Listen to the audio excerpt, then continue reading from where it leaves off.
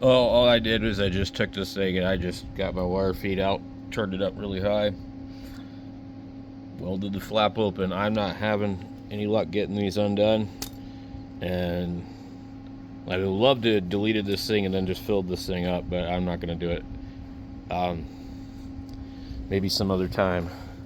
But this thing, they don't want to come out. So, yeah.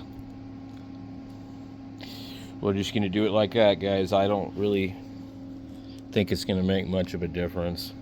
Since I can't get them off, I can't even use the flap that came with the outlet that came with any of the kits anyways. So all the kits are going to go back. So we'll get this one on the truck. So this is basically, you could do this if you're following along. You could do all of this for free, basically, that I'm doing right here. And you delete the leaking ebpv, you delete this.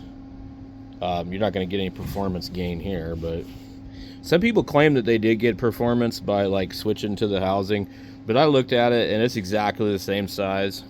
It just doesn't have this in the middle. So this will just drive like it used to, you know what I mean? So that's all I care about. I just want my truck to run. I don't really give a crap about performance. It's got 412,000 miles on it. Performance will blow this thing up. We need to keep it underpowered so it lives forever.